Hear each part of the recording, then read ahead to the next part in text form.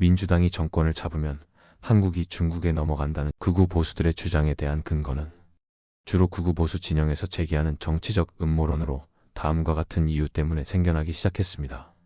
1. 대중외교 기조. 민주당 정부, 특히 문재인 정부는 전략적 모호성을 유지하며 미중 사이에서 균형 외교를 강조했음. 강대국 사이에 낀 나라가 자국의 이익을 극대화하기 위한 전략.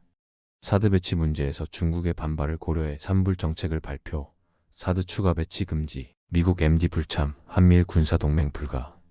반면 보수 진영은 미국 중심의 외교를 강화해야 한다는 입장이며 중국에 대한 강경한 태도를 선호함. 박근혜 정부가 사드를 배치함으로 중국 현지의 롯데마트가 망하게 됨. 2. 북한과의 관계.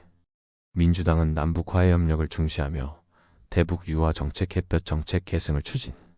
남북 긴장 관계 완화로 해외 자본 유치에 유리한 정책.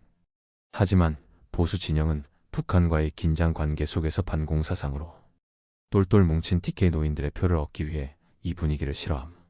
그리고 이를 북한과 친중 노선으로 연결지어 빨갱이라고 부르는 경향이 있음. 친북 정책이 결국 중국의 한반도 영향력 강화를 초래할 것이라는 주장. 3. 경제산업 정책. 민주당 정권에서는 중국과의 경제 협력을 강화하려는 움직임이 있었음. 중국 기업과의 협력 확대, 반도체 배터리 등 산업에서 중국과의 협력 강화 등이 일부 보수층에서는 경제 종속 우려로 해석됨. 4. 반미 논란. 일부 진보 진영에서 주한미군 철수론이나 반미 감정이 제기된 바 있음. 미국은 한국에 대하여 주한미군 주둔을 위한 방위 분담금을 매년 인상하여 줄 것을 요구함. 민주당이 미중 사이에서 균형을 강조하면서 보수층에서는 결국 친중 노선으로 기울 가능성이 있다고 우려. 반면 보수 진영은 친미 성향이 강하며 미국이 해달라고 하는 대로 해줌 한미 동맹 강화를 주요 기조로 삼음. 실제 현실은 민주당 정부에서도 한미 동맹을 유지했으며 미국과의 협력 관계를 중시했음.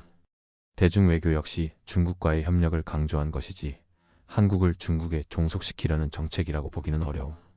한국은 경제, 군사적으로 미국과 긴밀한 관계를 유지하고 있어 중국의 영향력이 절대적으로 커지는 것은 제한적임. 결론적으로 민주당이 집권하면 한국이 중국에 넘어간다는 주장은 주로 보수 진영에서 제기하는 악의적인 정치적 프레임이며 외교 전략 차이에서 기인한 논쟁으로 볼 수 있음. 하지만 현실적으로 한국이 중국에 종속될 가능성은 없음.